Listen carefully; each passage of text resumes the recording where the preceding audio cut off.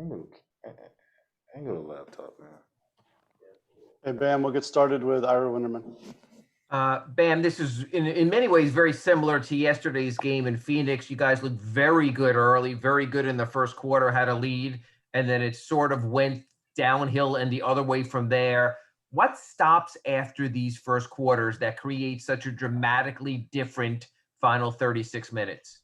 I don't know, actually. Yeah. I've been trying to figure out the last two games, obviously. I don't know. It's like we need to let them back in the game. I don't know. And then again, after yesterday, Coach said it was important that he got you more involved. It's important for the overall success of the team. Was that something that you felt more part of it today, or was that you just trying to go out and be a little more aggressive? That was me just, put my head down. Coach is putting me in my spots, like he said before. And, I was just trying to make plays. I had way too many turnovers. That's on me. And last question, Coach was asked his first question when he came out here today about your 28-27 record, and he basically said, like most coaches do, we are what our record says we are. Considering there's been so much good in this season also, sort of where do you stand that you're just a game over 500 right now? Do you believe there is more and shouldn't be there, or do you think that's sort of the sum total right now of who you guys are as a team, one game over 500? Thank you. I feel like we can be a better team. We still haven't put together a game of Miami Heat basketball for 48 minutes.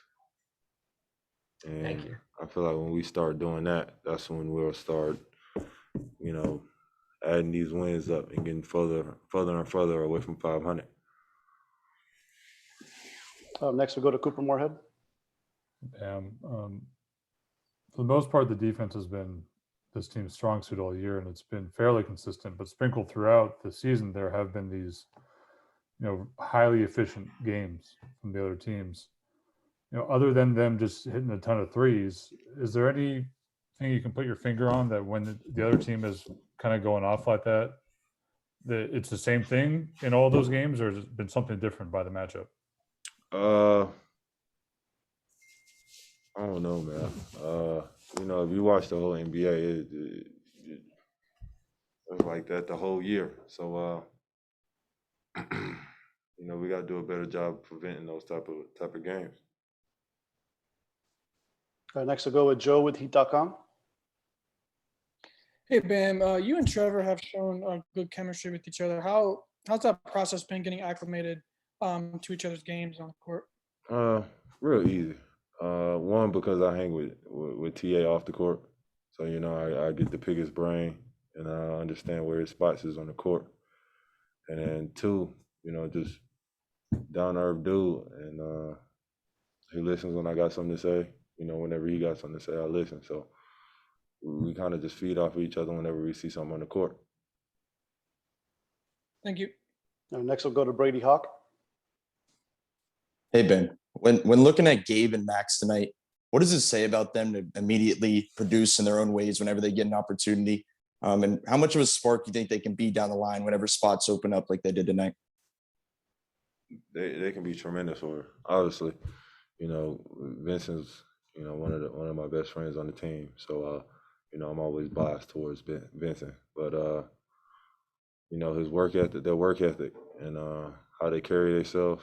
They carry themselves professional all the time, 24/7. They're in the gym early mornings and late nights. So when you see them out there producing, it's not just because they're just talented. It's because they work their butts off to, actually earn those minutes and actually produce.